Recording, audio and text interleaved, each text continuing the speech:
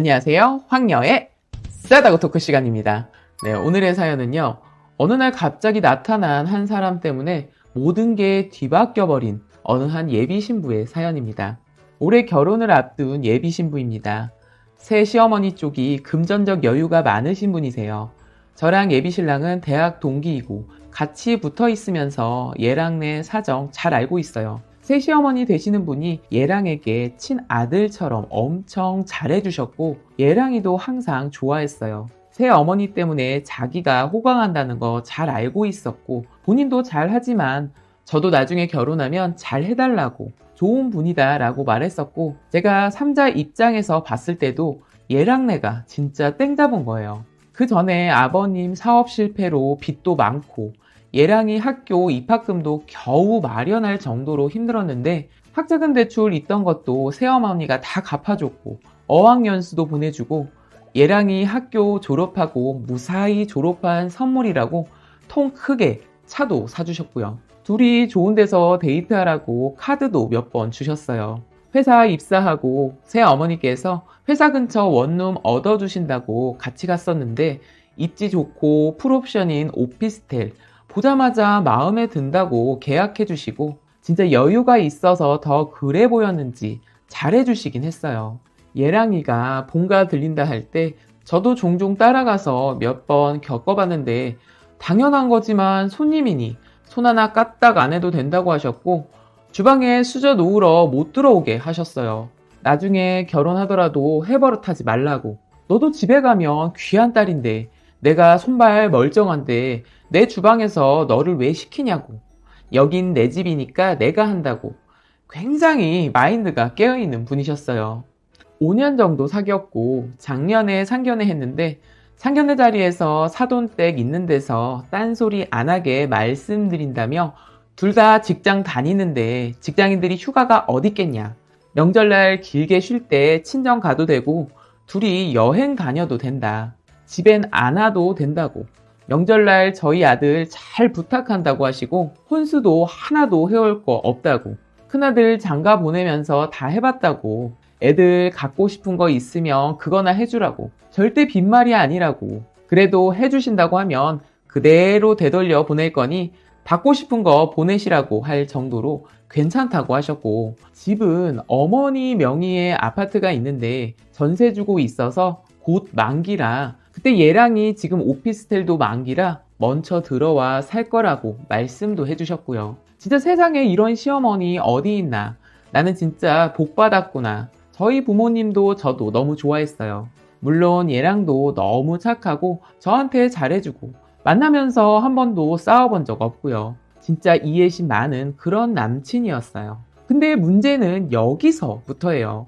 그렇게 행복하게 시작할 줄만 알았는데 어느 날 새벽에 갑자기 얘랑네 친어머니께서 중환자실에 입원해 있다고 위독하다고 하여 얘랑이 일주일 내내 병원에 있었어요. 다행히 고비는 넘겼고 비밀로 해달라고 해서 저랑 얘랑이만 알고 있었고요. 그간 얘랑은 따로 친어머니랑 연락을 하고 있었고 어머니는 혼자 원룸에 사시다가 집에 불이 나서 온몸에 화상을 입고 병원에 입원하신 거였어요. 얘랑이는 퇴근하고 거의 병원에서 살다시피 하면서 병원 다녔고요. 한 달 전에 퇴원했는데 지금 얘랑네 오피스텔로 모신 거예요. 친어머니 살던 원룸은 다 정리를 했대요. 월세방이라 보증금 빼서 병원비로 썼는데 보험도 들어놓은 게 없다고 얘랑이 그동안 모은 돈을 전부 병원비로 썼다네요. 솔직히 얘랑도 사회생활한 지 얼마 되지 않기 때문에 별로 모아놓은 돈 없는 걸로 알고 있었고요. 결혼하면 같이 잘 모아서 살아보자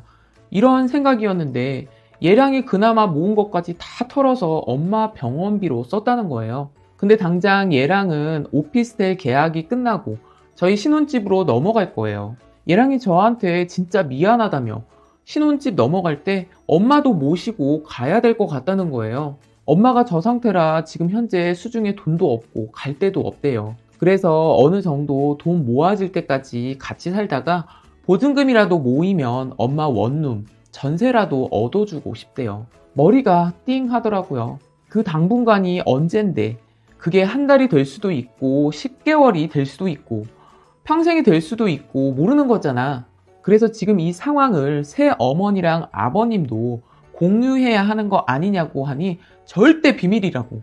부모님이 이혼 얘기 나온 게 얘랑이 고등학교 때인데 어머님이 계속 이혼 요구를 했대요. 그래서 얘랑 보고도 엄마 따라가라 했는데 어머님이 땀난 자랑 사는데 어떻게 데리고 가냐고 싫다고 했고, 얘랑이도 모르는 사람 집에 가서 살기 싫다고 했고, 협의 이혼이었는데 죽을 때까지 연락 안 하기로 했대요. 얘랑도 동의했던 부분이었고요. 엄마 없다고 생각하고 살 생각이었다는데 친엄마가 바람난 아저씨랑 다시 헤어지고 연락을 했나봐요. 근데 이미 그땐 아버님은 재혼을 한 상태고, 그래서 엄마가 불쌍하게 느껴지더래요. 친엄마인데 어떻게 연락을 안 하냐고. 그런 상황이라 지금 엄마랑 연락하고 있는 거 알면 쫓겨난다고. 절대 안 된다는 거예요. 근데 이게 말이 안 되는 게, 신혼집으로 모시고 가면 새 어머니께서 안아보시나요? 당연히 왔다 갔다 하실 텐데 그거 들키지 않겠냐고 하니 새 어머니는 절대 말 안 하고 오실 분이 아니라고. 지금 새 어머니네 친아들네도 한 번도 안 가신 분이라고. 밖에서 만나지 집에서는 절대 안 만나시는 분이라고 괜찮다는데, 제가 안 괜찮다고 해도 근데 얘랑은 엄마가 불쌍한데 어떡하냐고 자꾸 이해해달라고 강요를 하는 거예요. 저는 계속 말을 해야 된다는 입장이었고, 그러던 중에 일이 터졌어요. 얘랑이 지금 사는 오피스텔을 내놨었는데 부동산에서 낮에 집 보여준다고 왔다 갔다 하면서 낮에 집에 어머니가 있으니까 어머니가 문을 열어준 거예요. 그렇게 몇 번 집 보여주고, 문제는 새로 들어올 분 계약을 하는데 기존 계약을 새어머님이 하신 거예요. 얘랑은 그것까지 본인한테 전화를 할 줄 알았는데 부동산에서는 보증금 돌려받는 것 때문에 새어머니가 계약자니까 새어머니한테 연락을 드렸고 계약금 받으신다고 어머님이 가셨던 거예요. 근데 거기서 부동산에서 낮에 어머니 계셔서 몇 번 계셔가지고 집 보기가 편했다 이런 얘기를 했던 거예요. 그래서 난리가 난 겁니다. 얘랑이랑 저랑 그날 밤에 본가로 불려가고 솔직히 얘기해보라고 해서 얘랑이가 다 얘기했어요. 솔직하게. 당분간 같이 살아야 할 것 같다. 전세 얻어주고 싶다까지 다 얘기했어요. 진짜 저도 뵐 면목이 없더라고요. 저도 알면서 말씀을 안 드린 거잖아요. 저한테 잘해주셨는데 진짜 섭섭하다고 하시고, 저한테 얘랑이랑 말한 거 전부 동의하냐고 하길래 제가 대답을 안 했어요. 전 솔직히 동의 안 했으니까요. 근데 친자식인 네 입장에서는 충분히 그럴 수 있을 것 같다. 엄마가 불쌍하겠지. 입장 바꿔서 생각하면 친엄마니까 자식 도리로 그러는 거 맞다. 네 아빠가 절대 연락하지 말고 살랬는데 그런 상황이면 충분히 불쌍해서 저버릴 수 없다고 하면서 네 맘대로 모시고 살라고 하라는 거예요. 하고 싶은 대로 하래요. 앞으로는 절대 묻지도 터치하고 싶지도 않으니 이제는 거기가 너희 부모라 생각하고 거기랑 살으래요. 앞으로 안 와도 된대요. 새 어머니도 본인도 사람인지라 배신감 드는 건 어쩔 수 없다고. 내가 너한테 그렇게 잘해줬는데 친엄마를 데리고 와서 살 생각을 하냐. 거기다가 내가 얻어준 아파트까지 데리고 가서 계속 살 생각이었냐고. 나에 대한 기만 아니냐. 어떤 바보 같은 여자가 재혼한 남편의 전부인 모셔다가 아들이랑 편하게 사세요 하면서 집 얻어주겠냐. 내가 바보 같아 보이냐. 근데 네 엄마라는데 어떡하겠냐. 내가 아무리 잘해줬어도 그 영역을 침범하는 건 아닌 것 같다.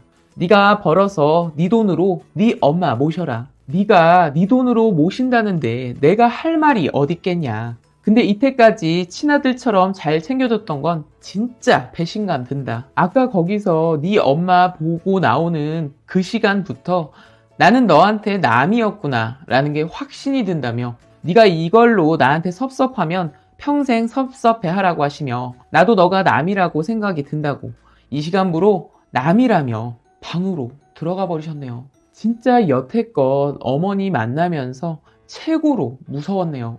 화 안 내면서 조근조근 말하기.